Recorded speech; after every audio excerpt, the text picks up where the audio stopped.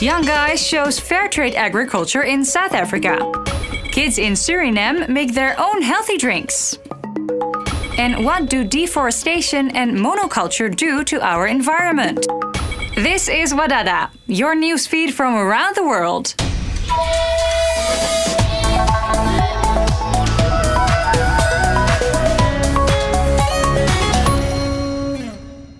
Today we have a special episode on sustainable agriculture. This is a way of farming that doesn't destroy or pollute the environment with chemical pesticides, fertilizers, and genetically engineered crops. It's not only humane and socially ethical, but can sustain itself. Healthy food grown with the environment, not against it. Young people from all over the world share their stories about different types of agriculture in their country or neighborhood and tell us what it means to them or the environment. Our first story comes from Indonesia, where palm oil plantations are causing deforestation, but are economically important for the country.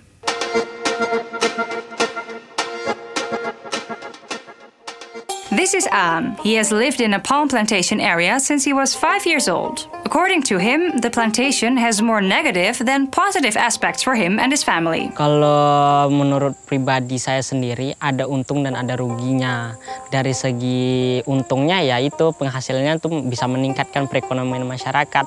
Kalau dari segi ruginya, sawit ini katanya menyerap air itu yang masih kecil itu 2 liter per harinya. Itu per apa gitu loh, yang masih kecil gitu, apalagi yang besar gini. Kalau menurut keluarga sih itu merugikan, soalnya dulunya di sini hasil hutannya banyak gitu, terus datang PT diserobot, ditebangi, hasil hutan yang berbentuk garu, jerenang apa segala macam itu udah hilang gitu, udah musnah. Jadi orang tua kami yang dulunya bergantung dengan hasil hutan, kini udah susah mencari pekerjaan gitu. Jadi orang tuh cuma ada yang nganggur, ada yang apa ya kan. Because of the lack of education and experience, none of the people who live near the plantation are hired by the palm company. Kira-kira lahan di sini 3.000 hektar saya juga nggak tahu pasti, soalnya ini punya milik PT. Ya, PT-nya itu tertutup dengan masyarakat seperti kami. Arti perkebunan sawit ini menurut aku sebenarnya sih itu merugikan masyarakat yang seperti kami ya, soalnya kami nggak punya pengalaman di bidang ini. Terus kalau kami mau bekerja di sini pun kami nggak akan diterima. Soalnya perkebunan sawit ini milik PT. Jadi dia kalau orang-orang berpengalaman seperti orang-orang Jawa gitu kan, dia udah pengalaman di sawit gitu kan, itu diterima Mbak. Kalau kami di sini nggak, susah gitu masuknya. The rainforests in Indonesia are being cleared to make way for palm oil plantations. But what do we know about palm oil? Palm oil comes from the fruit of the oil palm tree. The fruit produces lots of high-quality oils, but only grows in the tropics. Since the 70s, the demand for vegetable oils, and especially palm oil, has been rising, which has led to large-scale palm oil plantations. The amount of oil produced per year is far greater than other vegetable oils, and production costs are much lower. The palm oil can be separated from the fruit into a wide range of oils, which can be used for lots of different purposes. Palm oil plantations sell their palm fruit oils to traders. They sell it to huge corporations that make products which we find on our supermarket shelves. There's a good chance that you use palm oil every day. It's an ingredient used in products such as shampoos, toothpaste, chocolate, detergents, and sometimes even in the fuel in our cars. Anne, in our first story from Indonesia, doesn't know any better than living in a plantation area. It's different for Ridwan. He saw for himself how people destroyed the forest and turned it into a 3-hectare palm plantation. Dahulunya di sini nih hutan. Terus sekitar tahun 2000-an, orang-orang beramai-ramai untuk menebang hutan ini. Mereka dengan membawa kapak, sinso, dan alat-alat berat lainnya. Setelah itu, dengan memakan waktu selama 3 bulan, sehingga terjadilah sawit yang seperti di belakang saya ini. Mereka menebang, membakar, sampai tiada lagi kayu-kayu yang seperti belakang saya ini. According to Ridwan, there used to be a forest with huge trees and animals. Sangat merindukan adanya pohon-pohon besar seperti meranti, seperti kempas, itu banyaklah pokok lainnya. Tapi sekarang kita lihat saja sendiri, kayunya udah kecil-kecil, tidak ada yang besar-besar lagi. Terus biasanya kalau masuk ke hutan apa itu, ada binatangnya seperti kera, adalah rusa sekali-kali melintas, tapi sekarang sudah tidak ada lagi kelihatan sama sekali. Dan itu yang paling aku kangenin. Nah, beginilah adanya hutan sebelum terjadinya perkebunan sawit. Bisa kita lihat di sini masih ada terdapat rotan. Ya, rotan. Terus di sini ada kayu loban. Terus di sini masih ada juga kayu-kayu besar. Pohon-pohon kecil juga ada. Ridwan knows how important the forest is for us human beings.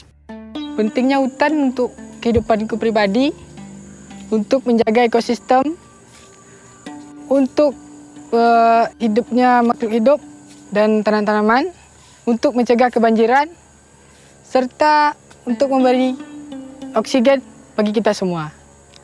Dan untuk keluargaku, untuk mencari kayu bakar dan mencari getah untuk dijual untuk kehidupan sehari-hari. Ridwan and other villagers are also suffering from the impact of deforestation, such as hot temperatures and wildfires. Akibat dampak perusakan hutan di negeriku, flora dan fauna makin berkurang.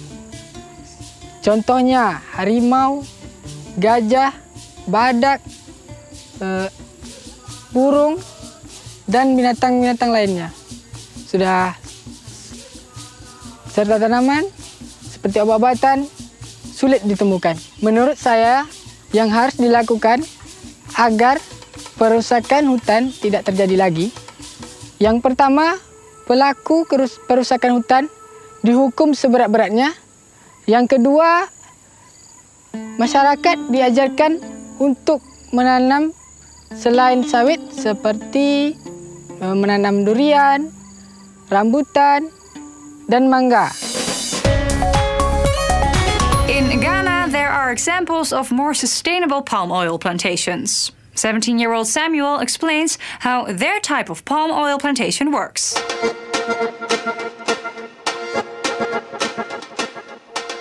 Samuel loves farming. He has been helping out at this palm oil plantation since he was 13.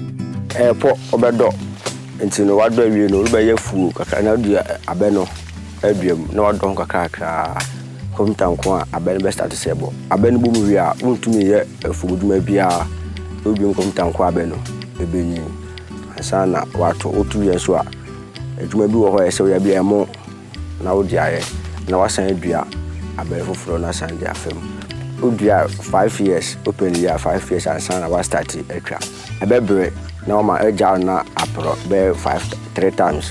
And son was started say we be sana abenani kakra out the young wa betumi aba na wonya kakra wo ho. This is a 17-acre palm oil plantation. The land was used for growing rice before the palm oil trees came. And before that, there was nothing on the land. Samuel works with 7 other family members on this plantation. Because I've been so best at Don Copuntanqua, Ebenia, best at no be fapa, as a dog, Plunia Obica, Lina, a pa. She's going to be no, I say, Colania with you, so your boy papa in the Baya, and also Benya Crada tour, Tamu Duce Cuscua, and speak to me that boy and Crada Cuscu. They don't use fertilizers on Samuel's plantation, and there's no money to buy chemicals. But they have an old method of keeping the soil fertile. I said, don't dear, what do I say in a view? I say, we can't pruning. Now, from our family in a bay, I bet to me as a share. I was 1 man town about Benyaka on the worker. I said, dear, send a bay, I've been in Papa Nicano, and one of the good Temun a pra to me manufacture cacra because skin white to me, got to fetch a big gracia, every to me, I find. Palm oil is a major source of food in Ghana. The plantation has been the main source of income for Samuel's family for the last 2 decades. Bolivia is a country with a very diverse agriculture. They have potatoes, corn, soybeans, cocoa, nuts, coffee, and more. But the diversity seems to be replaced by the focus on one single crop, quinoa.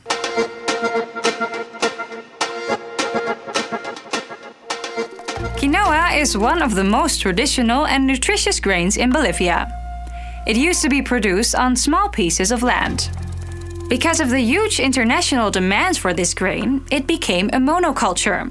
Here in the mountain village of Chalapata, there are some young producers of quinoa. En el mundo la quinoa está más valorizada porque tiene más vitaminas y proteínas y estamos exportando en más. Eso quiere decir que la gente está sembrando más la quinoa. Yo generalmente estaba trabajando en ¿no? Hacía antes cuestiones de para hacer trajes típicos. Entonces me ha llamado la atención que la quinoa estaba subiendo un poquito más. Entonces yo, como no dependía yo de mis papás, entonces yo un poquito he tenido esa curiosidad de sembrar quinoa. No sabía cómo se sembraba la quinoa. Entonces, en un momento de estos, entonces hemos dicho, a ver, sembraremos así, ¿no? Por casualidad. Y entonces hemos sembrado y en ahí me he enfocado. Que la quinoa ya ha subido, entonces ya me puedo mantener, puedo estudiar gracias a eso. Cuando ya están creciendo, primero es verde y luego tienen que, como cocerse, así. Tienen que volverse amarillos y luego ya lo cortamos. Después lo sucamos así y luego tiene que secar otra vuelta y luego nuevamente pisarlo y luego tiene que salir todo el polvo. Y luego después lo tenemos que ventear porque tiene mucho polvo. De 2 hectáreas solo sale un saquito, poco nomás, no es mucho.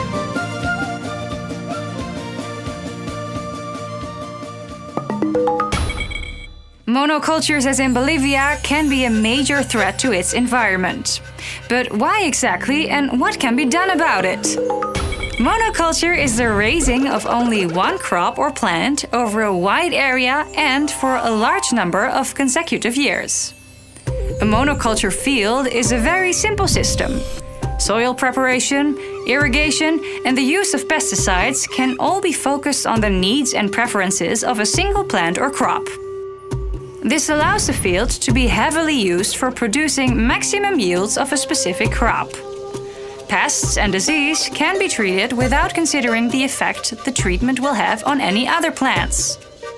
But monocultures are vulnerable and can lead to the quicker spread of diseases because all the plants are similar.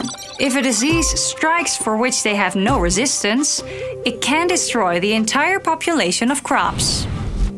A monoculture field is unable to take full advantage of its environment, which can lead to exhaustion of nutrients and will result in the need for applying more fossil fuel-based fertilizers and pesticides.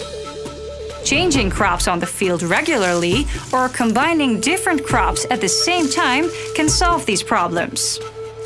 By planting crops that are beneficial to others, you can eliminate fertilizers or chemical pesticides. You have lower yield from each crop, but you have more crops to harvest. This way, you're also less dependent on a single yield to succeed. So far, we have been talking about deforestation and monoculture and what it does to our environment. But there are many ways to practice sustainable agriculture.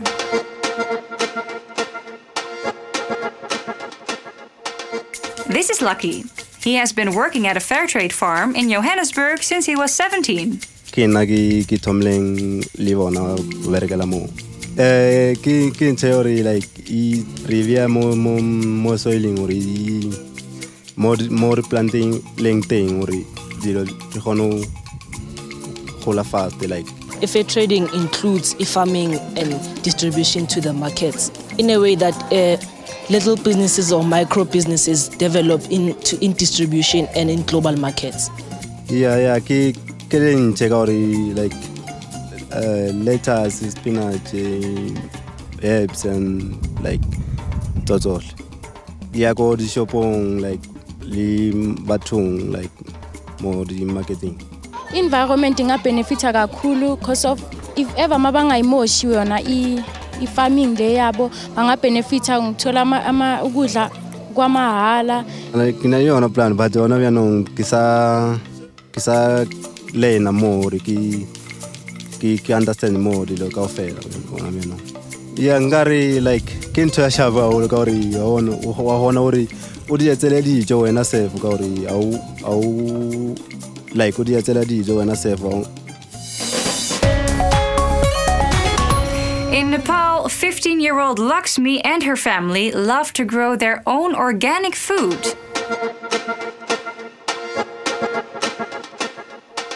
Lakshmi and her family live in the outskirts of Kathmandu, the capital city of Nepal. She starts her day with some studying and helping her mother cooking their meals. Simi, sak, bodi, golmera, alu, misaira, hamle आज बिहानको भात खायौं. The only thing they buy from the market for their food is a special salt, which is imported from India. अब पसल जानै परेमा महिनाको एकचोटि दुईचोटि जान्छौं. त्यही पनि नुनलिनलाई हो नत्र आफ्नै बारीमा हामीले तरकारीहरू उत्पादन गर्छौं अरु केही किन्नु परेन. Lakshmi's family feels healthy because they eat fresh food without any chemicals or pesticides.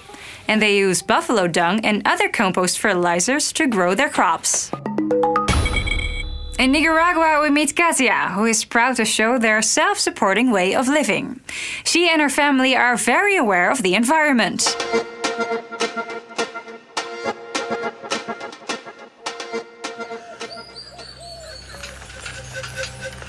Mi nombre es Katia Casandino López. Yo tengo 14 años.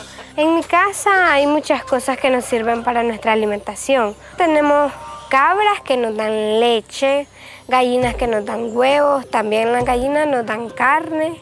A mí aquí en el campo me gusta ordeñar.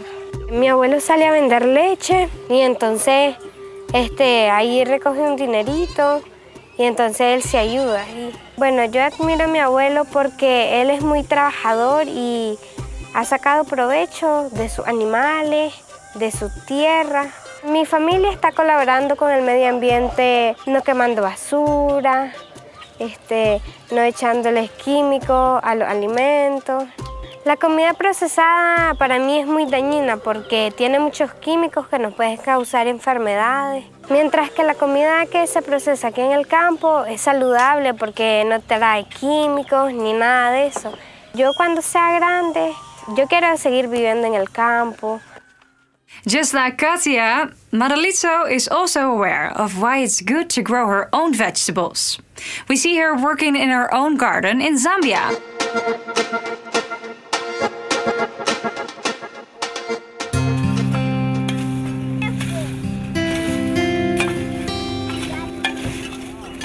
This is my garden where I grow maize and other vegetables. It's important to grow your own crops because we are saving money, the same money we use it for school fees and other things from home.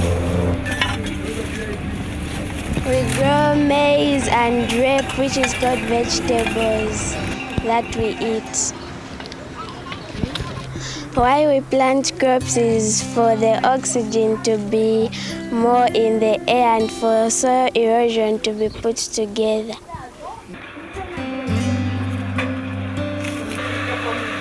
I can advise my friends to start a small garden that they can grow maize, vegetables, and other crops that they like. Join in a walk through the fields with children of the Peruvian city Cajamarca. Nuestra madre de tierra tenemos que abonarlo, tenemos que despedrarlo. Así como lo sembramos y lo estimamos a nuestra chacra, ella también nos da de comer. Ella produce los granos, papas, cebada, maíz. In the city of Cajamarca, children learn in school about cultivating corn, as their parents and grandparents did. They keep the biological diversity alive, which provides the food in this area. Nos dan algunos saberes que aprendemos. In Cajamarca, mining has destroyed many fields and lagoons which were used for agriculture. Now, these children know that learning these traditions will help them protect their fields better. He aprendido cómo debemos verlo a los choclos están para las humas y cómo verlo a los choclos para sancocharlo. He aprendido a quitar las hierbas a la chacra y del lado del maíz. Nosotros queremos aprender para que cuando estemos grandes nosotros enseñemos a los otros niños. The most important thing is that kids grow up with the idea that knowledge of their cultures can protect the environment and that provides good nutrition today and in the future. Sí, es muy importante porque también debemos saber eso para sembrar nosotros y seguir haciendo las costumbres de nuestros papás, profesores. A sweet mango, juicy orange, or delicious vegetables with many vitamins. You can buy them at the marketplace, but the best way is to plant them yourself, like we see in our last story from Suriname.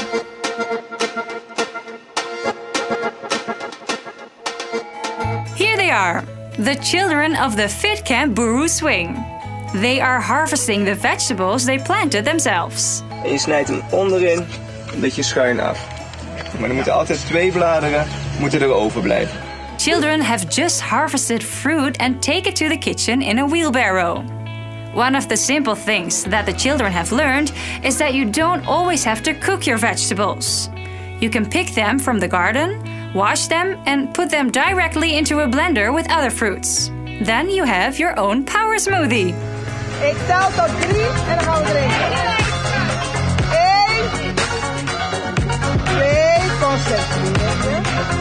3! And so you can do a lot with your fruit and vegetables. Some community organizations and schools in Suriname do this together.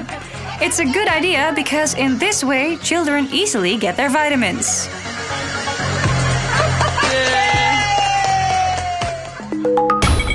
With this healthy story from Suriname, we've reached the end of this special episode of WaDaDa on sustainable agriculture. Today's headlines were: Young guy shows fair trade agriculture in South Africa. Kids in Suriname make their own healthy drinks. And what do deforestation and monoculture do to our environment? Thank you for watching and see you next time. WaDaDa!